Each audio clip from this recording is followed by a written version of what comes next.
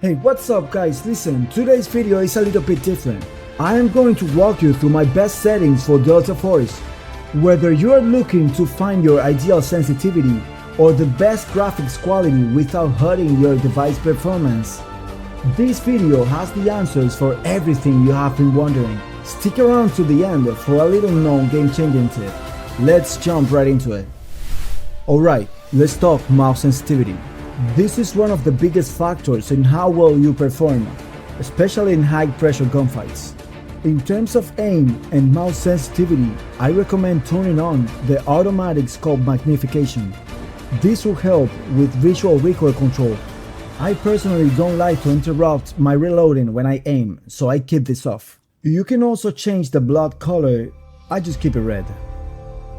Now, for finding your sensitivity, I recommend lowering it to or near the minimum. We're going to talk about it in a second. I use MDV only for sensitivity type. 133 is my monitor distance coefficient, but you can adjust this depending on your monitor's resolution. I prefer to toggle the sensitivity when I start aiming and toggle for switching optics. Okay, now let's get to the firing range. I am a preacher that there is no one fits all when it comes to sensitivity, so you are going to put in the work to find yours. Begin by adjusting the target's distance to 10 meters and crank up their HP to 800. Select a semi-automatic pistol, or you can toggle the firing mode to single on the weapon you like. The point is, you are going to shoot the targets and up the sensitivity little by little until you feel uncomfortable. If your aim feels too twitchy or you are overshooting the targets, your sensitivity is probably too high. If your crosshair feels sluggish or you are constantly dragging to catch up, it's likely too low. Practice by shooting at the targets in a non-consecutive order, skipping one between each shot to challenge your aim. Now let's take a look at the graphics settings. Make sure your monitor is selected, also your graphics card. For display, I like to play on full screen because it reduces input lag and system latency. Your in-game resolution should match your monitor's resolution, although if you don't have a high-end PC, you should consider playing at 1080p. The game will look great and it will not strain your GPU. Display refresh should be set to auto or to the highest possible, and the aspect ratio will just be on automatic. In match frame cap should be set to unlimited. For the out of match frame rate cap and the backend frame rate cap, we are going to set it to unlimited as well. This will improve the frames per second you get when you enter the firing range and the black sight in operations mode. I like to keep my sharpness at 70. I feel like it makes the game look crispy but not too oversaturated.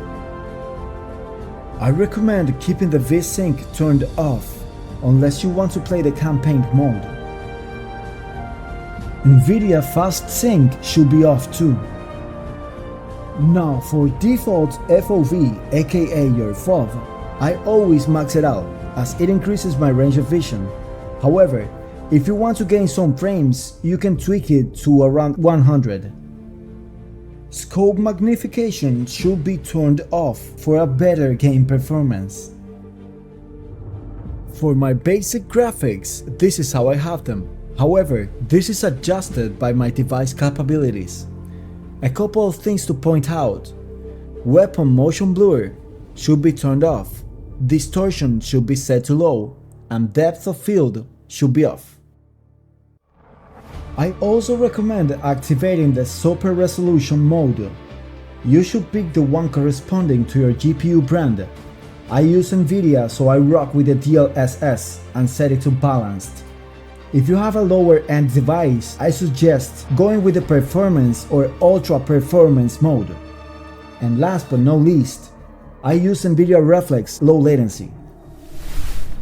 Now, if you want your game to go from looking like this to this, I have a little gift for you. Little disclaimer though, this will only work if you use an NVIDIA card. So the real deal is this new app by NVIDIA. By the way, I am not sponsored by them yet. But this is a must-have app. You can download it from any browser by searching for NVIDIA app.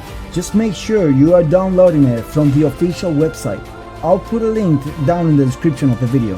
It contains everything you need, and the cherry on top is the dedicated section to personalize your graphics and game filters. Once you're there, you can activate the RTX Dynamic Vibrance, which is what makes my game colors pop out. There is a bunch of options, so you can customize the way your game will look. Alright guys, so I hope this video was helpful. I'm not the best at explaining things, but a lot of you were asking, so I delivered. I would like to thank you all for the recent support. You guys are the best. Peace.